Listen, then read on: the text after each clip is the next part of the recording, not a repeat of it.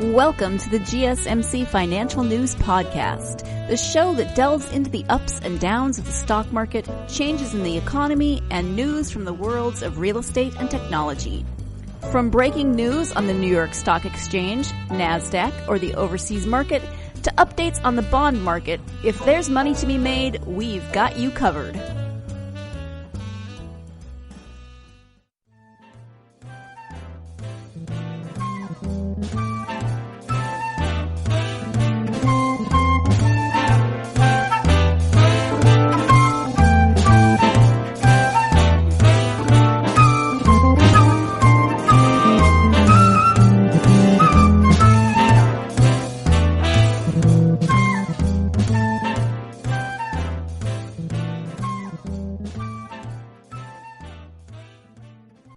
Thank you for tuning in to the GSMC Financial News Podcast, brought to you by the GSMC Podcast Network.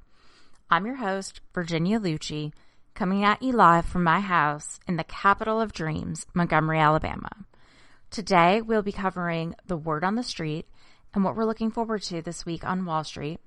We'll talk about the latest in big tech, including TikTok.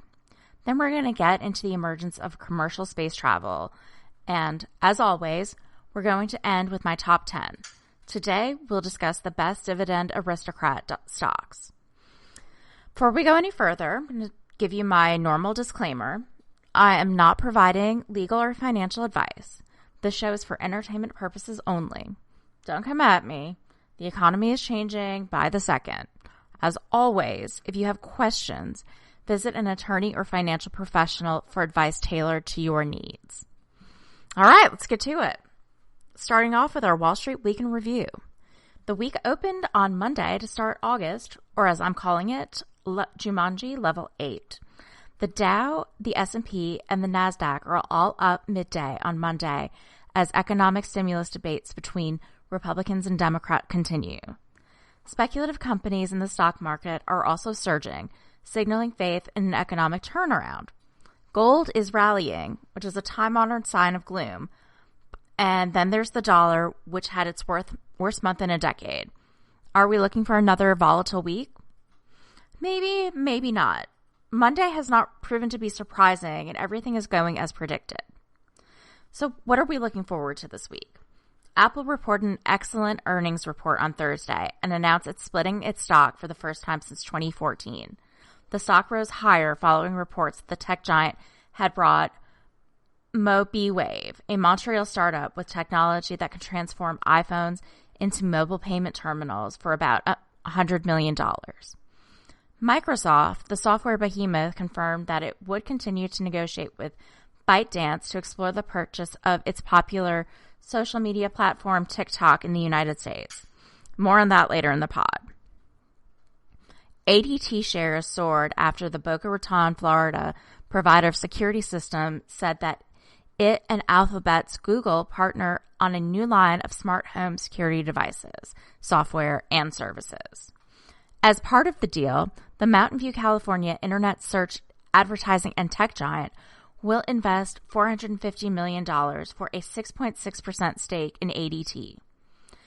Eli Lilly began a Phase 3 trial within nursing homes and assisted living facilities of a neutralizing antibody that protects the virus that causes COVID-19. Eli Lilly said it was partnering with the National Institute of Allergy and Infectious Diseases, a division of the U.S. National Institutes of Health, on the program.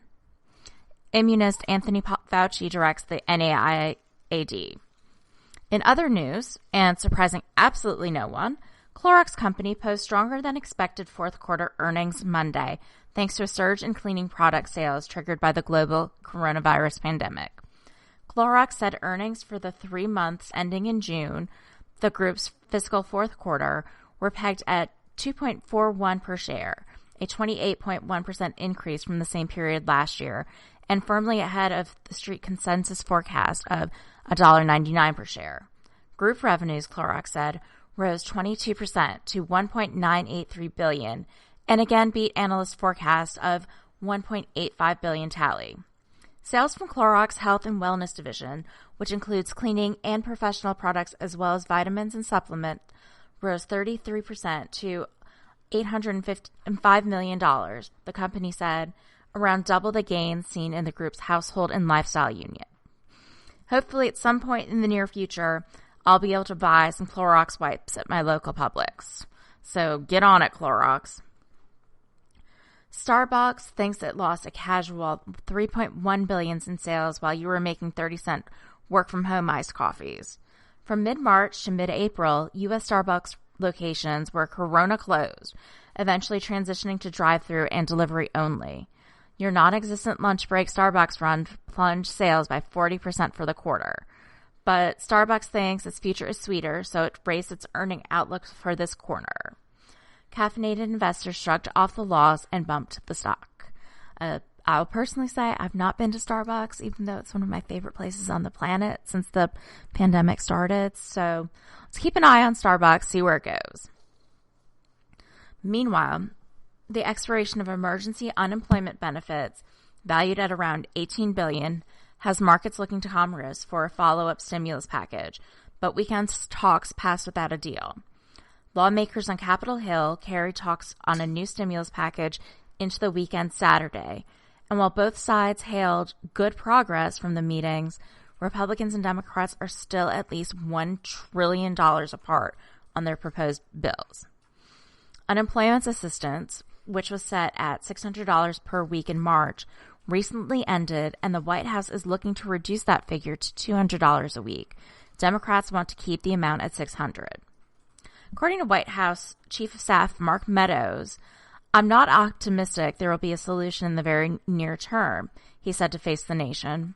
"We continue to see really a stonewalling of any piecemeal type of legislation that happens on Capitol Hill. Hopefully that will change in the coming day." We'll see. Investors are concerned that any prolonged impasse in Washington could further erode consumer confidence and stifle job creation. New coronavirus infection rates continue to trend at around 60,000 per day, taking the U.S. total to around 4.7 million, with about 156,000 deaths since its outbreaks earlier in this year. Schools are getting ready to open here in the South, and I'm really waiting to see what happens. So I will keep you all updated on how that's working in Montgomery. About 132 S&P 500 companies are expected to report this week, including Walt Disney, CVS Health, Bristol-Myers, and Lowe's. In the most disappointing news of the weekend, Lord & Taylor, the oldest department store in the U.S., became the latest retailer to file for bankruptcy protection, joining apparel retail conglomerate Tailored Brands and others as the coronavirus pandemic continues to affect the economy. Lord & Taylor, which has roots that go back to 1824, was purchased by French clothing rental startup Le Tote in a $100 million deal last year, said that its 38 locations have been temporarily closed since March of 2020. Both Lord & Taylor and Le Tote filed separate bankruptcy petitions in the Eastern Court of Virginia on Sunday. Lord & Taylor said it's looking for a new buyer. Lord & Taylor's bankruptcy filing came on the same day that Tailored Brands, the parent company of Men's Warehouse and Joseph A. Banks, filed for Chapter 11 protection, as the coronavirus lockdown has had devastating effect on retailers, many of whom are already saddled with debt due to expansion efforts in recent years. Lord & Taylor, for example, was forced to sell its 11-story flagship store in New York City last year after owning it for more than a century. Amazon bought the building in March. Personally, this really makes me sad. When I was in my teens and 20s, my mom and I would bundle up and take the train to Manhattan the day after Thanksgiving. We pushed our way through crowds on Fifth Avenue to get to Lord & Taylor. We would spend hours bargain hunting, checking out sales on each floor. Inevitably, we would have a half a dozen bags, stop for a coffee in the store's coffee shop before we left to check out the famous Rockefeller Center tree. Sadly, I'll never be able to pass this magical experience on to my stepdaughter. I'll go more into depth on the death of a department store in my next podcast.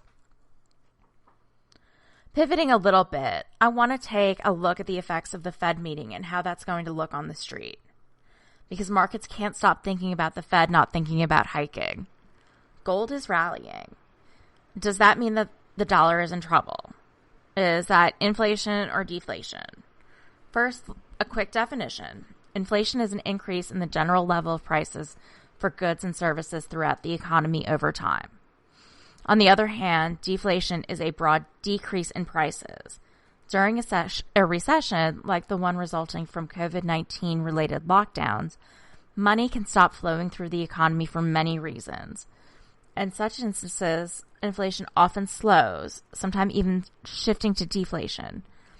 So potentially a more likely result during an economic contraction is a lack of money and lending, causing some businesses to shutter when they can't access the funds they really need to stay afloat. Going back to 1929, when the stock market crashed, the Fed made a series of errors that tightened monetary policy and contributed to a historically deep years-long depression accompanied by sustained deflation. However, this time around, the Fed and lawmakers responded with measures to keep money moving despite the lockdown's economic fallout. Rather than a traditional stimulus meant to create demand where there is none, this year's measure aimed to provide liquidity to areas of the market that the Fed considered necessary to shore up business confidence. Further, the U.S. government spending packages are largely intended as a substitute for lost revenue and wages. And last time on the podcast, we discussed that there is actually more money in Americans' pockets for the brief period after the stimulus came. These fiscal and monetary responses included some good and some bad. In Fisher Investments' view, they don't think high inflation is a likely outcome right now. A closer look at recent history and what drives inflation helps explain why. Fundamentally, inflation stems from too much money chasing too few goods. So money supply is a key variable for inflation. However, there are many different ways to measure the money supply. The monetary basis is the simplest and narrowest measure because it's the sum of currency in circulation and bank reserve balances at the Fed, and it shared this spring. M2 money supply is a little broader and includes notes, coins, bank reserves, checkable deposits, savings deposit, money market funds, and certificates of deposit, also known as CDs. M2 also jumped this spring, rising nearly 18% year over year in March. So what does this mean in real life? Let's look at interest rates, specifically real rates, which is jargon for yields after accounting for inflation. They're a concept that is more familiar in emerging markets where prices have always bounced around more, often feeding through to their currencies. The U.S. is going through something like this right now. Increased consumer costs are expected to outstrip the return on bonds. The dollar is depreciating, and it's doing so against everything from precious metals to the Australian dollar, while arguably boosting swaths of the U.S. stock market. One reason the real rates have become a focus is that, by one measure at least, they've hit a record low at about a negative percent. In simple terms, it shows the damage to an investor's purchasing power from holding 10-year government bonds. Yields in return have been held down by the Federal Reserve's pledge to avoid raising policy rates for some time to come. At the same time, the S&P 500 index has barely changed for the year. This makes more sense when you consider that lower borrowing costs make rising equity valuations easier to justify. So that's where we get the expansion in technology price earning ratios, which at 35 in the NASDAQ 100 are higher than any time since the internet bubble. So conversely, lower yields can depress lending margins. And on the S&P 500 Financial Index on Friday, it capped its worst week in 5. That was after Fed Chair Jerome Powell said on Wednesday that the central U.S. bank is not even thinking about raising the interest rates. That presumption can already be seen in the 10-year Treasury yields, which have averaged 0.66% the past 4 months, and were at 0.53% on Friday. Discount that with the 10-year inflation expectation embedded in the Treasury inflation-protected securities, and the real yield actually goes back to negative 1.03. Powell's take is that for quite some time we're going to be struggling against disinflationary pressures rather than inflationary pressures, so policy can stay easy for an extended period. Some market players aren't too sure about that and use strident language about the Fed and the government with its record budget deficits debasing the dollar. Goldman Sachs Commodity reiterated their call to buy gold, which they term the currency of last resort, in a July 28th notes to clients. Yikes. Persistent negative real rates haven't happened for long periods in the U.S. Evercore ISI strategists highlighted during the week their take was that the environment will provide good value stocks, which had a relatively poor record during the epic bull run in equities that ended with COVID-19. Yet the S&P was able to grunt out a 1.7% advance in the last week, despite data showing a mammoth 32.9% annualized contraction in gross domestic product for the second quarter. The Fed continues to provide a life jacket for investors in the sea of a COVID-19 world. So with that great news, I'm going to take a quick commercial break, and when we come back, I'm going to delve into big tech and TikTok. So that'll be interesting, and stay tuned to the end of the show where I'll give you my top 10 dividend aristocrat stock ETFs. Are you a business owner? Someone interested in the latest news that might affect your business? Then check out the GSMC Business News Podcast, a show dedicated to keeping you up to date on all things concerning business, technology, and the stock market. Get a head start on the day as we keep you updated on the latest goings-on Wall Street, money, jobs, and technology. The GSMC Business News Podcast has you covered.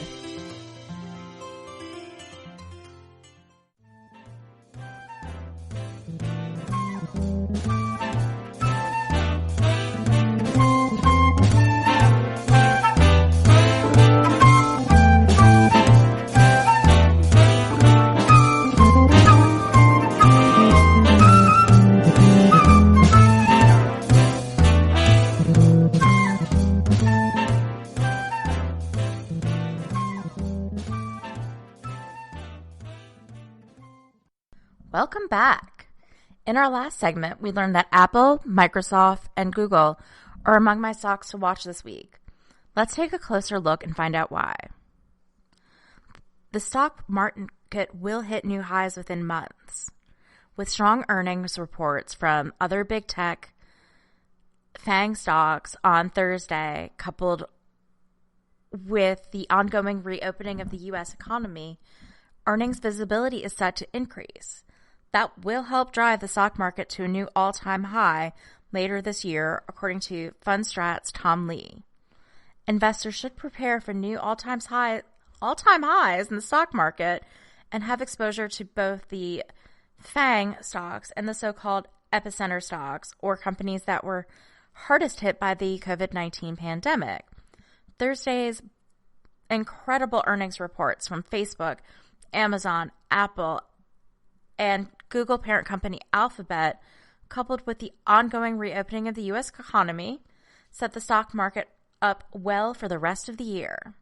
We've got the FANG, which is 20% of the S&P market cap. We've got secular growth and tech posting good earnings. And now, if the economy is going to safely reopen, there's enough visibility for earnings growth to improve. And that's how we get to the all-time high, Lee told CSNBC's Scott Wapner on Friday. Lee also highlighted that while a large cap tech stocks may look expensive, they're relatively cheap as compared to bonds. These 16 global stocks have at least a 20% upside in the next year, and they'll continue to thrive as COVID-19 accelerates a crucial technology shift. According to Lee, the 10-year U.S. Treasury trades at price-earnings multiples of 180 times, while corporate bonds trade at a price-earnings multiple of 40 times. So FANG's actually pretty cheap as a bond proxy, he said.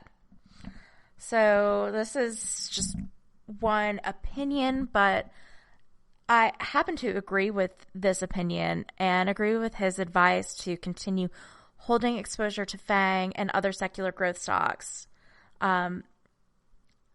Lee also recommended investors buy stock in discretionary sectors like casinos and theme parks. I think if cases are plateauing and the economy moves forward, 60% of earnings growth are going to come from the four groups, the epicenter sectors. All of these are under-owned and historically really are the trade you want to rotate into, he said.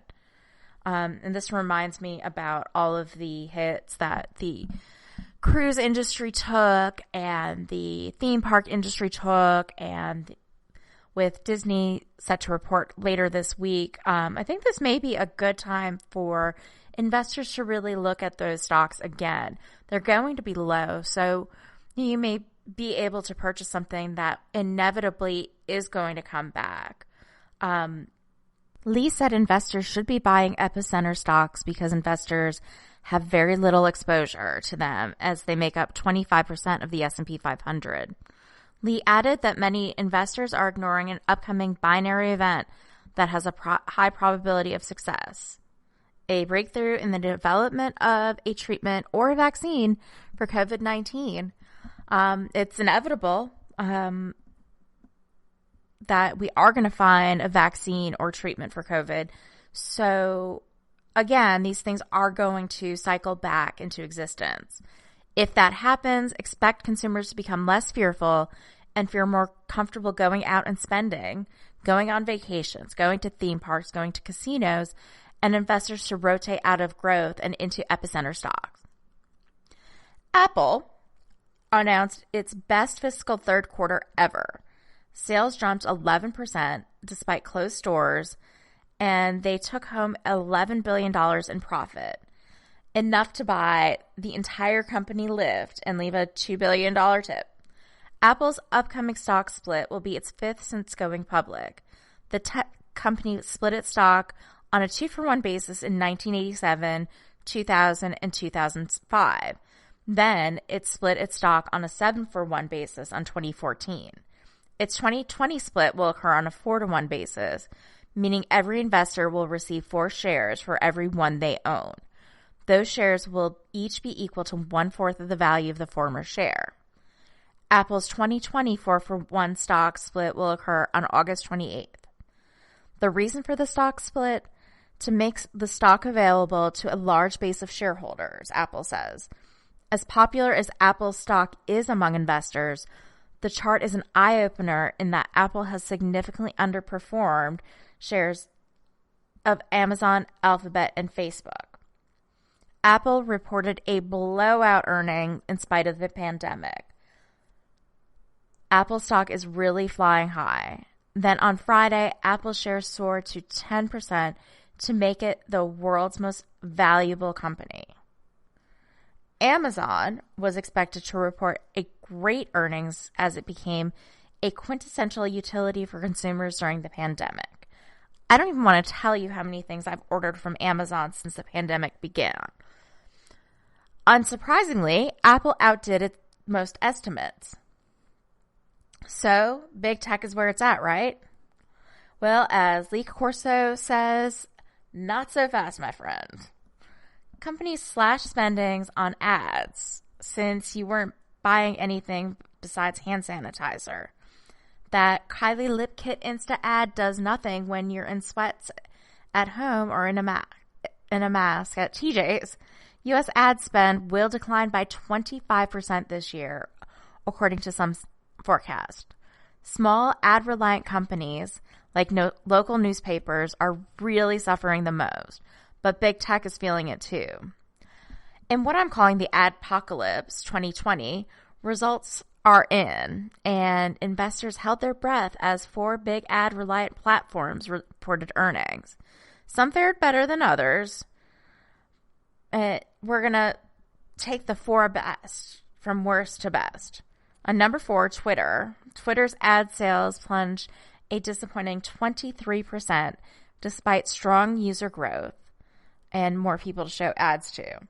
Now, it's looking at subscriptions and other non-ad ways to make money.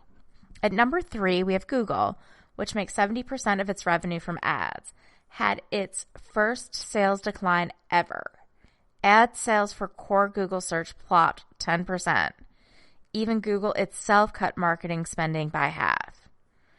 Number 2 is Snap. Snap sales jumped a better than expected 17%, but the little ghost fell short on user growth.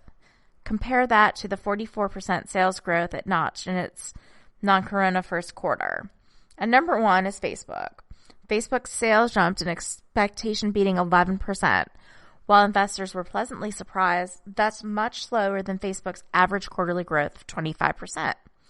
The massive Facebook ad boycott happened in July, so we'll see what that does to the third quarter results when September hits. Who didn't make the leaderboard? Microsoft. But it will join the ranks of internet ad giants if it follows through on talks to buy TikTok. It's an awkward situation. While the pandemic has driven more people to social media than ever, big tech really can't capitalize on that surge unless advertisers are spending. Twitter grew its daily active users by a record-breaking 34%, but ad sales still fell 23%. Facebook fared better. The pandemic forced small and medium-sized businesses to sell online, and Facebook was the go-to platform to reach consumers. Despite the major boycott, Zuckerberg still predicts growth in ad sales in the third quarter. The biggest news in my house this weekend is TikTok. After Microsoft is ready to step in and purchase the U.S. operation of TikTok, the China-based social media group with over 100 million users, following weekend talks with President Donald Trump. So here's the deal. The President has grown concern about the influence of TikTok, a short-form media app that's popular with teenagers, especially in my house, and young adults around the world, following reports that users may have influenced the low turnout at the president's July rally in Tulsa, Oklahoma. Trump has also noted issues with privacy and data protection linked to the app, which is owned by China-based ByteDance and is valued around $50 billion. So on Friday, the president stunned TikTokers across the country by saying, as far as TikTok is concerned, we're banning them from the United States, according to what Trump said to reporters while aboard Air Force One on Friday. Trump said he could use emergency economic powers or an executive order to make this happen. On Saturday, he said that it could happen as early as the weekend. This created an absolute frenzy for TikTok team. People were going live, saying goodbye to forever, and my stepdaughter asked if we could move to Canada. TikTok really isn't just an app for silly videos. It's a service that has exploded in popularity in the U.S., reaching 100 million people in the country. Many of them are teens who use it to express themselves and connect with others. It's a place where millions of people have gone to escape the pandemic, even if only for a moment. And it's a business, however controversial, with 1,400 employees in the U.S. and plans to hire thousands more. Speaking at the White House on Monday, the president said that TikTok would shut down on September 15th unless Microsoft or another company purchased it, and that he had suggested in a call this weekend that the chief executive of Microsoft go ahead with the acquisition.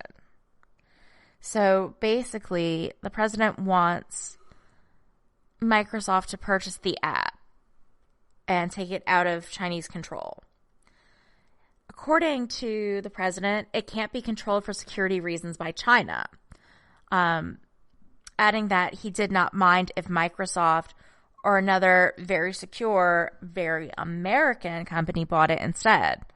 Trump said that such a purchase would funnel a large amount of money to China and argued that the United States should receive money in return for letting the deal happen without explaining how that would work. A very substantial portion of that price is going to have to come into the Treasury of the United States because we're making it possible for the deal to happen, Mr. Trump said. His comments indicated at least a temporary reprieve for TikTok, which has really come under scrutiny in Washington for its Chinese ownership. Trump administration's officials and lawmakers of both parties have argued that the app, which is more commonly known for dance videos and other fun viral clips, could pose a national security threat by potentially giving the Chinese government access to vast quantities of American user data. Executives at TikTok have insisted that it does not take directions from ByteDance, its parent company in Beijing. A special government panel that examines national security threats, called the Committee on Foreign Investment in the United States, has extended its deadline by 45 days to allow Microsoft to explore the purchase, a person familiar with the matter said. The 45-day extension was first reported by Reuters. Following months of deliberation, the panel had recommended that TikTok sell its asset to an American company to curtail China's potential influence in the United States, and Microsoft had stepped forward as a potential buyer. Microsoft stock surged 5% Monday morning on the news and added $77 billion in market capitalization value as a result. Microsoft is now worth over $1.6 trillion and is up 35% in 2020.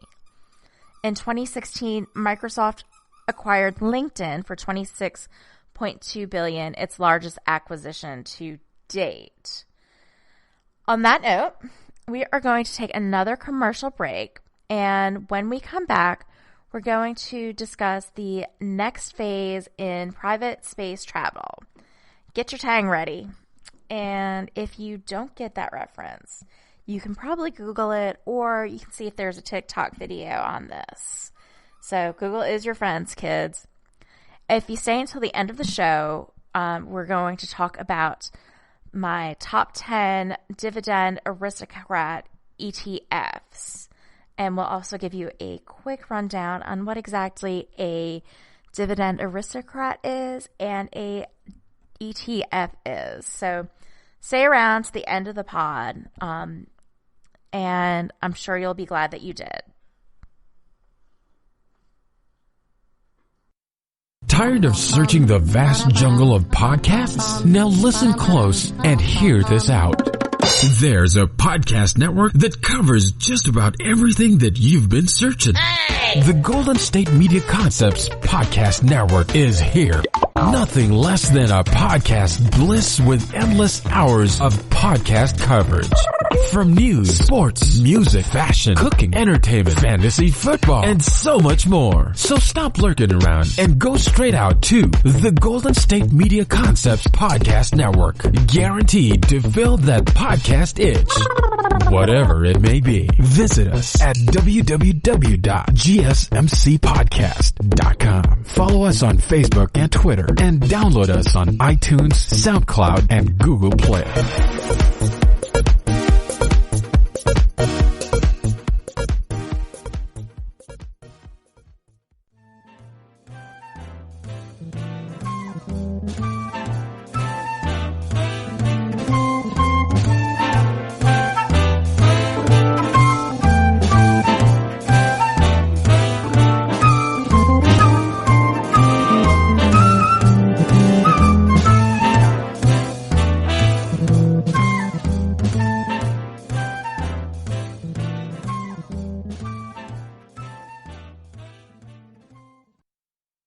Welcome back. In my last segment, we talked about big tech. Of course, one of the most intriguing actors in tech is Elon Musk.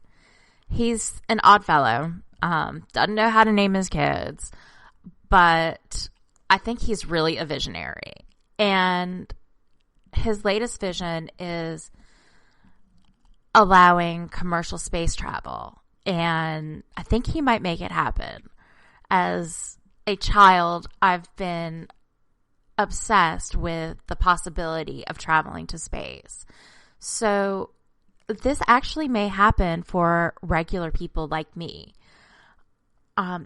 Following 2 months at the International Space Station, a team of 2 NASA astronauts aboard the SpaceX Crew Dragon craft has returned to Earth on Sunday afternoon. That is the coolest thing. The mission marks a first for SpaceX, founded by Tesla head honcho Elon Musk. It was also the first water landing or splashdown of an American crew aboard U.S.-made spacecraft in 45 years, according to NASA. That reminds me of the opening to I Dream of Jeannie when she finds her major, I don't even remember what his name was, at the bottom of the ocean, and that's how they become connected. We hadn't seen that in forever long because space shuttles are basically land-like airplanes. So that's actually kind of neat. So I think we're using some older, I don't want to say technology, but we're actually using some older ideas and making them work in a modern setting. Space Exploration Technologies Corp., also known as SpaceX, is an American aerospace manufacturer and space transportation services company headquartered in Hawthorne, California. It was actually founded back in 2002 by Elon Musk with the goal of reducing space transportation costs to enable the colonization of Mars. Again, Elon, if you're listening, call me. You can be my first guest on the pod. But as of right now, SpaceX is a privately held company. Obviously, I find him fascinating and an innovator, and I want to take a tourist trip to the moon. I don't know if I'm ready to go to Mars yet, but that is a dream I've had since I was a little child, and I had my Cabbage Patch kid that was an astronaut. So, yeah, this is actually a good chance of making this happen. Their 2 astronauts, Doug Hurley and Bob Behnken, said that they were feeling well upon landing, according to a live video of the event. The U.S. astronauts Hurley and Behnken made the splashdown in the Gulf of Mexico at around 2:50 p.m. on Sunday. The SpaceX capsule had earlier made headlines on May 31st when it hooked up with the International Space Station. The trip will widely be seen as a major step in the emerging commercial partnership with the U.S. Aeronautics and Space Agency.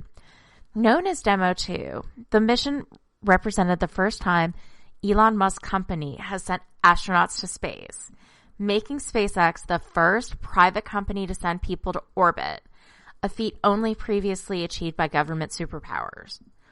For NASA, it marks the return of the United States' capability to launch its own astronaut, which the country has lacked since the space shuttle program ended nearly a decade ago. NASA intends to launch its astronauts on SpaceX spacecraft every few months going forward, paying an estimated $55 million per seat. It's really establishing the business model of the future, NASA Administrator Jim Bridenstine said during the agency's webcast on Sunday. It's the next era in human spaceflight, where NASA gets to be the customer. The Demo 2 mission marks the final test after SpaceX has spent years developing the Crew Dragon capsule. NASA has awarded SpaceX with a $3.1 billion gift to develop the spacecraft, as well as launch 6 operational missions. The agency also awarded Boeing with contracts worth $4.8 billion to develop a spacecraft called Starliner, although that competing capsule remains in development due to a failed flight test last December. Assuming the data reviews from Demo 2 do not show up any major issues, NASA plans to launch the SpaceX Crew 1 mission in late September. That will be the first operational mission of SpaceX Crew Dragon and will carry NASA astronauts Mike Hopkins, Victor Glover, Shannon Walker, and JAXA astronauts Soichi Noguchi, the first 4-person crew. Not only does SpaceX begin the first customer-fueled spaceflight, it's also developing a satellite internet service called Starlink.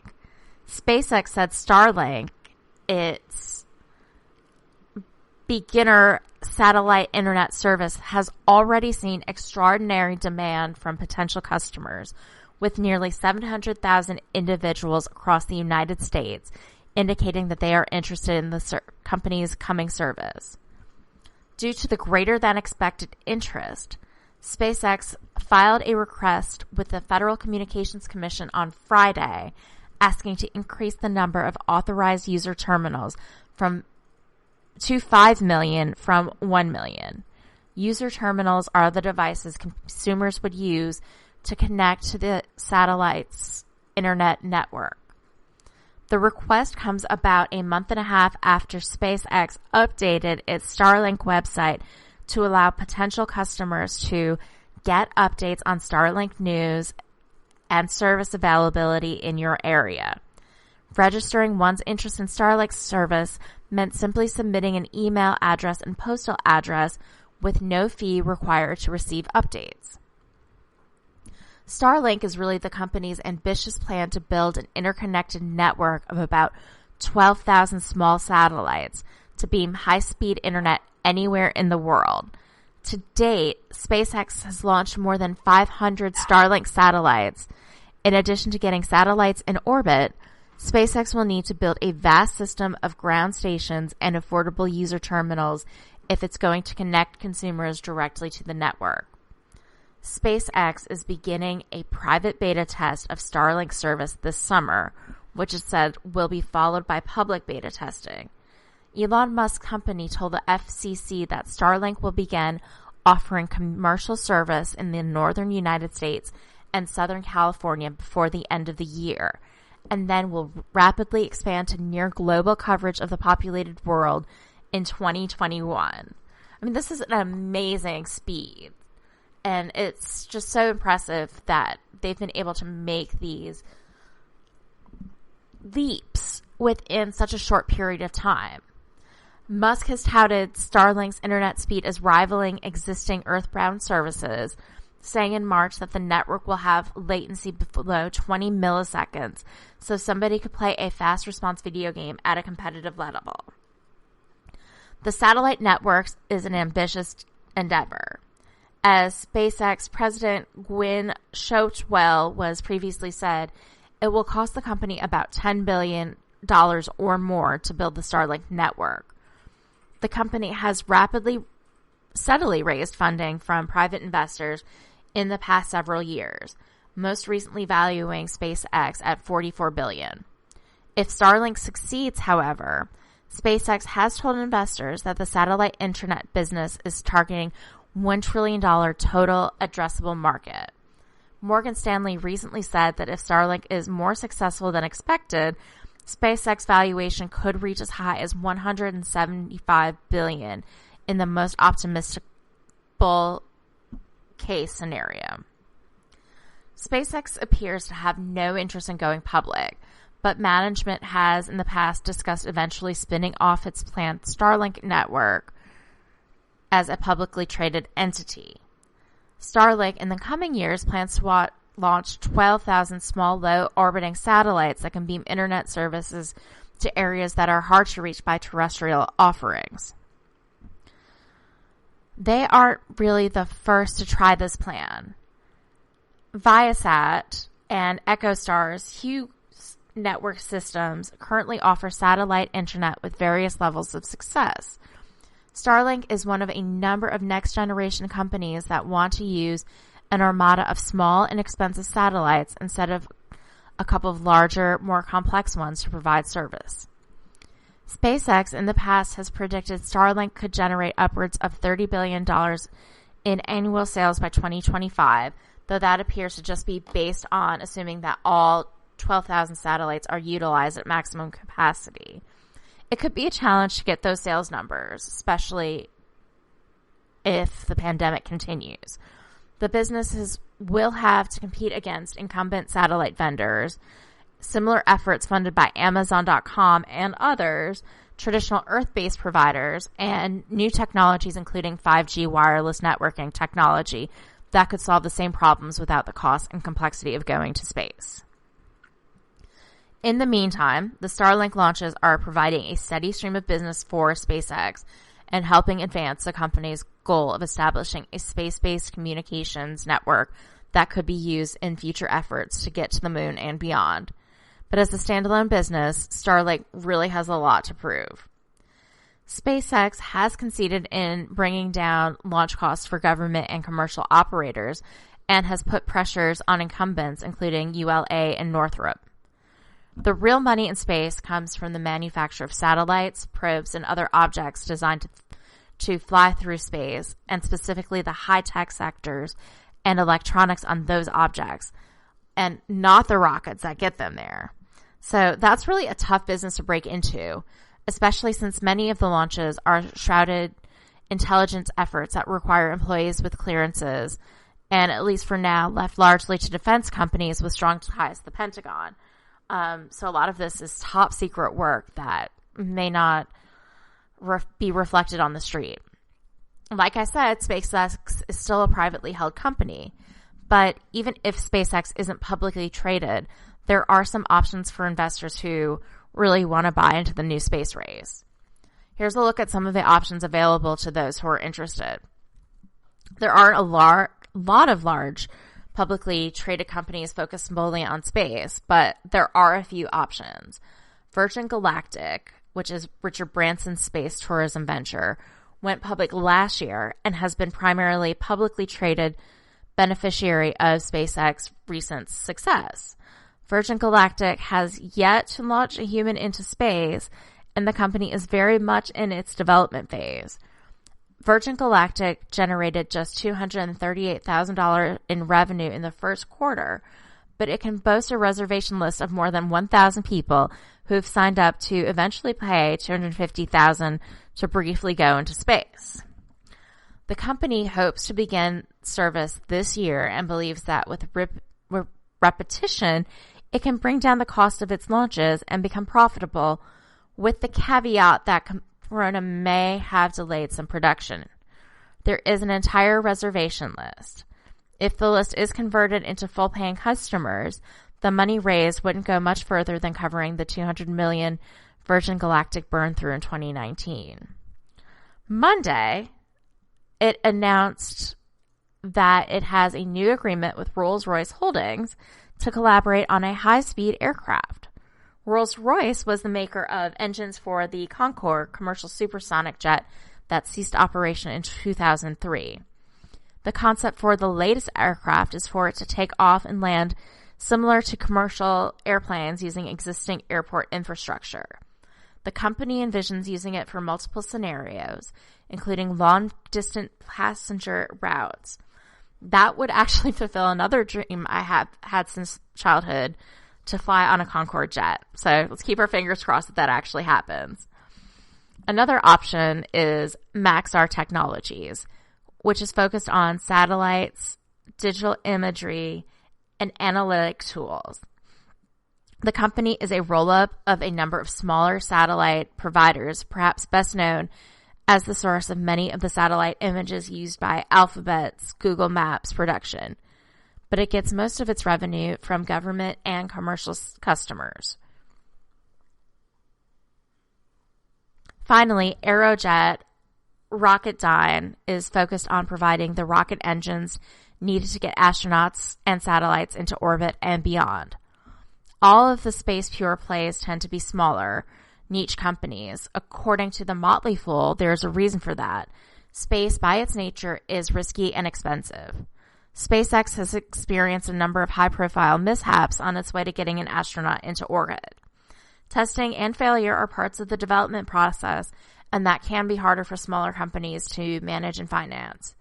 A significant portion of revenue related to space is soaked up by larger, more diversified defense contractors. Most defense titans have space units, with Boeing and Lockheed Martin in a joint venture called United Launch Alliance, ULA, focused on lift, and Northrop Grumman making rockets via Orbital ATK acquisition. Those companies, as well as others, including Raytheon Technologies and L3 Harris Technologies, also make satellites and sensors that can be launched into bit. Bankers at Morgan Stanley in 2017 predicted the space industry could grow to as much as $1.75 trillion in annual revenue by 2040. But again, this was before the coronavirus pandemic, so these numbers are definitely subject to change. This may be the future of travel, or it may be a dream. What's not a dream is a group of companies called the Dividend Aristocrats. In my next segment, I'm going to give you my top 10 Dividend Aristocrat ETFs. But first, we have to take a quick commercial break. Do you work in the world of marketing and advertising? Are you a media buyer or the owner of an agency? Have you been looking for a podcast to help stay on top of all the goings-on of those worlds? The GSMC Marketing News Podcast is dedicated to keeping you up to date on all things concerning marketing and advertising. Get the latest marketing news, from what major businesses have planned for the coming year to the newest trends in advertising, from podcasts, digital and streaming, to the old standbys of radio, television, and billboards. The GSMC Marketing News Podcast has you covered, whether you're a marketing agent or a business trying to expand your brand.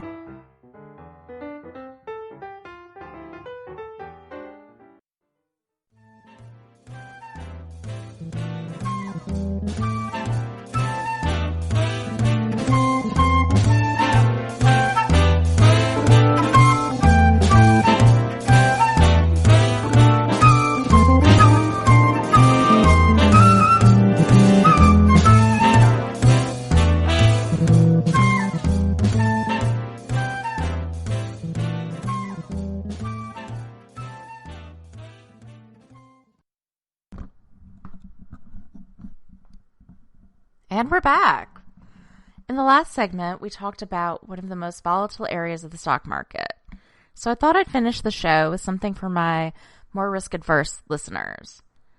The Dividend Aristocrats are S&P 500 index constituents that have increased their dividend payouts for 25 consecutive years or more. That's pretty safe if you ask me. The S&P Dividend Aristocrat Index was launched by Standard & Poor's in May of 2005 and historically outperformed the S&P 500 index with lower volatility over longer investment time frames. Over the past 10 years, through the period ending March 31st of 2020, the S&P 500 Dividend Aristocrat Index has returned 10.98% on an average annual basis, whereas the S&P 500 index has returned 10.53 annually during the same period. During this same 10-year period, the standard deviation of the S&P 500 was around 13.3%, while the Dividend Aristocrats was 12.47%. The increased popularity of dividend growth investing in recent years has elevated the public profile of the S&P 500 Dividend Aristocrat Index. The S&P 500 Dividend Aristocrat Index has traditionally had large cap value investor audience that favored blue chip dividend stocks. However, many large cap growth investors also now view the S&P 500 Dividend Aristocrat Index constructively as they seek companies that possess a combination of both capital appreciation and a consistent increasing dividend payout. The S&P 500 Dividend Aristocrat Index has historically consisted of approximately 50 large cap companies, including both value and growth stocks, spanning across all 11 sectors within the S&P 500 index. To be eligible, a stock must have increased its dividend payouts for a minimum of 25 consecutive years, currently be part of the S&P 500 index, have a minimum market capitalization of $3 billion. So that's a pretty heavy load. And that's why these are so risk neutral or really a safe investment. As of July 1st of 2020, there are 66 Dividend Aristocrats. Several exchange-traded funds, or ETFs, track indices that are known as Dividend Aristocrat indices. The great things about Dividend Aristocrat ETF is that these funds emphasize dividend growth and not yield. High yield, while seductive, have some drawbacks investors should consider. The S&P also offers a Dividend Aristocrats ETF, the ProShared S&P 500 Dividend Aristocrat ETF, and we'll get to that in my list. The Dividend Aristocrats ETFs currently yield 1.89% and provides broad exposure to an exclusive group of high-quality blue-chip stocks. Most are from established industries like consumer staples and industrials, and 87% are large-cap stocks. Buying the Dividend Aristocrat ETF is an easy way to secure an income stream that rises every year and get broad exposure to American large-cap stocks with a bit of old economy bias. Dividend growth can be a sign that a company has a sound balance sheet and the capacity to continue delivering steady payout increases, whereas some high-yield companies could be in financial distress and close to cutting their payout. For investors looking to put the potency of dividend growth to work in their portfolios, here are some of the most royal names among the Dividend Aristocrat ETFs. Without further ado, here are my top 10 Dividend Aristocrats. Number 10 is iShares Core Dividend Growth ETF. I decided to include this ETF because I know that many people think that this is a Dividends Aristocrat ETF just due to the term dividend growth in its name. But that's not quite the case. iShares is not clear at all in their fact sheet about their strategy regarding dividend growth. All other ETFs were quite clear about this from the get-go, so I actually believe that they're kind of being purposely vague. iShares mentions the following on their website as an investment objective. ETF seeks to track the investment results of an index composed of U.S. equities with a history of consistently growing dividends. You have to dig a little bit deeper in their prospectus, though, and then you will read that it seeks to track the Morningstar U.S. Dividend Growth Index. Reading even a bit further again will finally mention that the index screens for a minimum of 5 years uninterrupted annual payout dividend growth and a payout ratio under 75%. This is the reason I don't consider this a Dividends Aristocrat ETF. 5 years of consecutive dividend growth is just not enough, but it's worth mentioning in this top 10 list. At number 9, I have ProShares S&P Technology Dividends ETF trading under TDV with the expense ratio of 0.45%. Having debuted last November, the ProShares S&P Technology Dividend Aristocrats ETF is one of the newest entrants into the dividend growth fund fray. It's also the second ETF that focuses on technology dividends. TDV follows the S&P Technology Dividend Aristocrats Index, the tech offshoot of the aforementioned traditional aristocrats benchmark. With the combination of tech and dividends still being a relatively new phenomenon, TDV's requirements for entry is less stringent than with a minimum dividend increase streak of 7 years. So take that for what it's worth. However, a dozen TDV components have payout hike streaks that are more than double the index requirement. This ProShares fund also equally weighs its holdings. A group includes Dow Jones Industrial Average Components, International Business Machines, IBM, Apple, and Microsoft. So each of these components have balance sheets supportive of current dividends and future payout growth. Number 8 is Vanguard. The Vanguard Dividend Appreciation ETF exists since April of 2006, and it tracks NASDAQ U.S. Dividend Achievers Select Index. The index focuses on U.S. stocks that have increased their dividends for at least 10 years. Well, again, while it's not technically an aristocrat, it performs like one. The index currently consists of 225 companies, and their biggest sector is consumer services, followed by industrials and healthcare. Their smallest sectors are utilities and basic materials. This is actually one of the few ETFs in this review that has a decent allocation to the technology sector with 11.4%. Their top 10 positions in the portfolio cover together 35.6% of the total ETF. Where this ETF shines is really the dividend growth history. The ETF has a strong dividend growth track record. While it might not have grown the annual dividend every single year, the biggest dividend cut was 4.58% in 2009. This was the depth of the Great Recession, which is pretty understandable. The year after, the dividend distributions grew again with 7.05. Vanguard's three largest holdings are Walmart, Microsoft, and Johnson & Johnson. So it's really a stable environment. Number 7 is the MSCI Europe Dividend Growers ETF.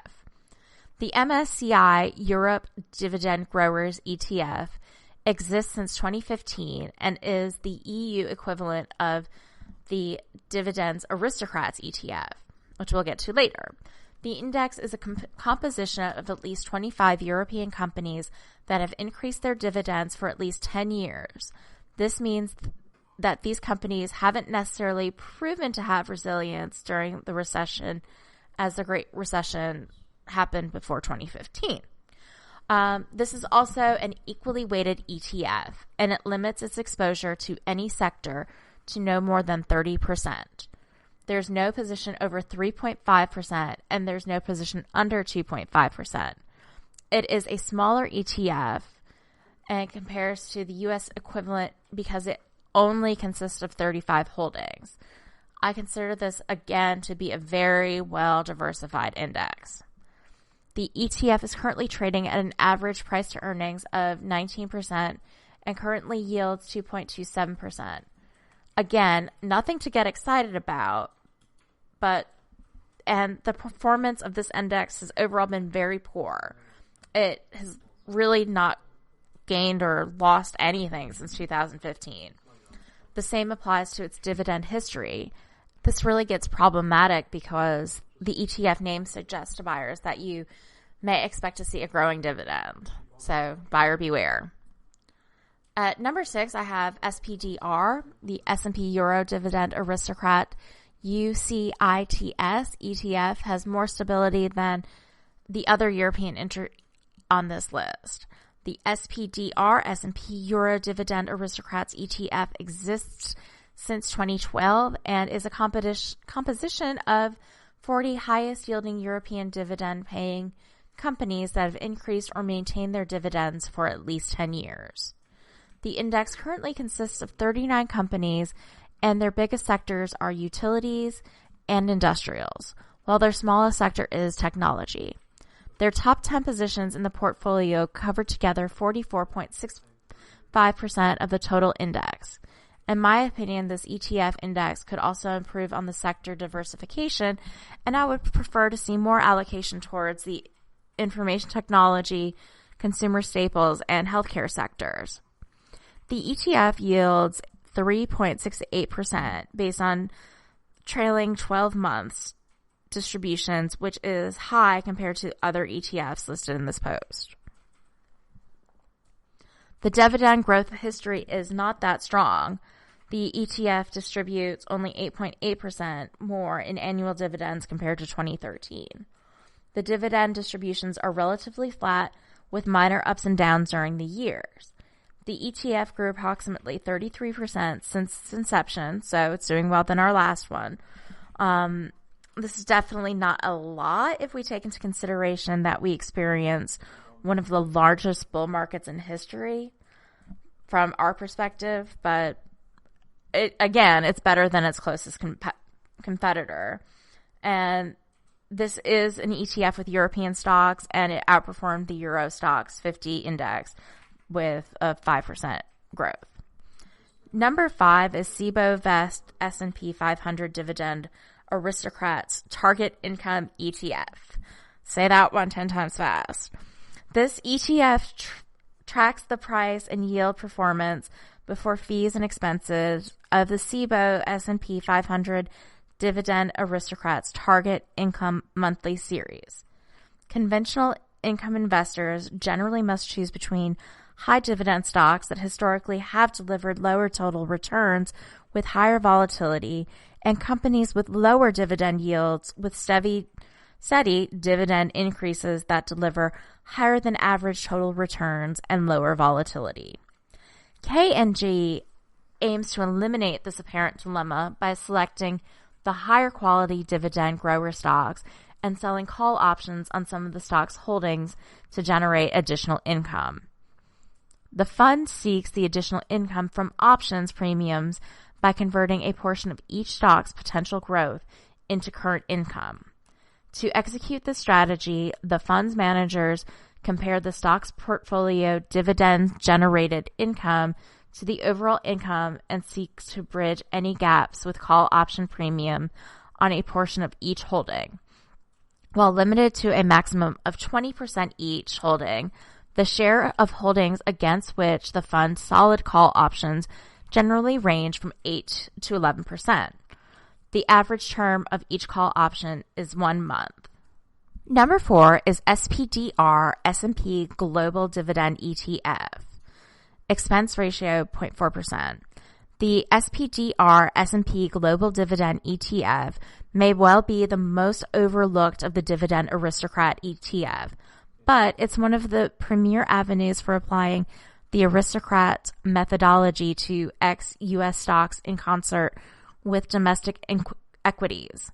The $219.7 million WDIV is linked to the S&P Global Dividend Aristocrats Index, which features a more flexible dividend increase requirement of the last 10 years.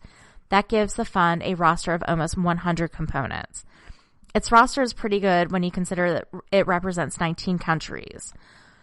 WDIV makes sense for conservative investors looking for some geographic diversity because the bulk of its holdings are in developed markets. For example, the United States, Canada, and France combine about 45% of the fund's weight.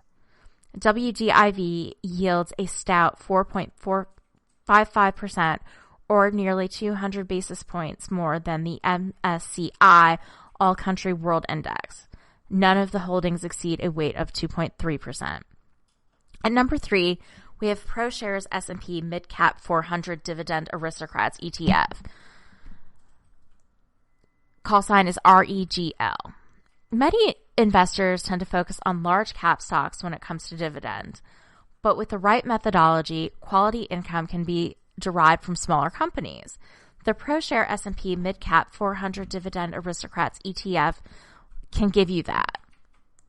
Pickings are slim in the mid-cap dividend ETF universe, and REGL is the only fund in this space using a Dividend Aristocrats index, the S&P Mid-Cap 400 Dividend Aristocrats. Providing there are some solid options for mid-cap equity income, that index requires a minimum payout increase streak of 15 years, and the fund has 53 components. There are other perks too.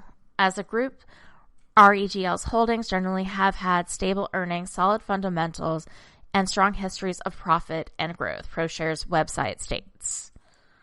REGL can be less volatile and offers smaller drawdowns than traditional mid-cap funds when markets tumble.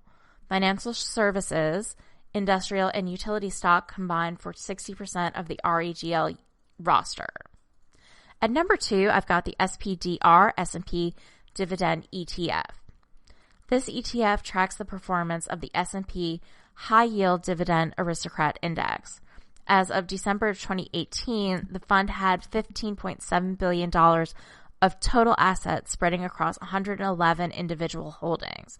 The holdings include the 66 Dividend Aristocrats and additional high dividend income companies. The underlying index includes more holdings than the core 66 Dividend Aristocrats because the index expands consecutive annual hikes minimum threshold from 25 to 20 years. The fund is well diversified and closely mirrors the asset shares of the underlying index. The Dividend Aristocrat with the highest yield of AT&T accounts for 2.34% share of the fund's total assets and is the only holding whose share of assets exceeds 2%. The top 10 holdings by share of assets make up slightly more than 17% of the fund's assets. The top 38 holdings account for half of the fund's assets. At number 1, we have ProShares S&P 500 Dividend Aristocrats ETS. It trades under the title NOBL. This ETF is the only fund in this group that focuses exclusively on the S&P 500 Dividend Aristocrats. Since its inception in 2013, the fund has outperformed the overall S&P growth with lower volatility. As of December of 2018, the fund had nearly all of its $3.6 billion in assets spread across the 66 Dividend Aristocrats and only 0.25% in cash. The asset distribution is fairly even across the holdings. The share of total assets range from a low of 1.4% for the Target Corporation to a high of 2.6% for the Kimberly-Clark Corporation, with a 1.88% average share across the entire fund. The top 10 holdings account for only 20.14%, which is slightly higher than the 17.21% combined share of the bottom 10 holdings, excluding cash. Since this ETF holds only companies that raise their annual dividend payouts every year, it is logical that NOBL ETF increased its dividend distribution every year since its inception in October of 2013. The fund's annual distribution has advanced 150% in just 5 years, which corresponds to an annual growth rate of nearly 20%. This is the safest of safe bets that a safe bettor could or should make. But again, I'm not giving you any sort of financial advice. Just putting that out there for your own entertainment purposes. So with that, I'm going to thank you for joining me on the GSMC Financial News Podcast, brought to you by the GSMC Podcast Network. Join me next time for the word on the street as the economy continues to throw us curveballs, and we're going to get a deeper look at the death of the department store. Find us on your favorite podcast app and subscribe to the show and write us a nice review. That really will help us. Also, please follow us on Facebook, Twitter, and Instagram. We'll see you later, and be calm and wear a mask.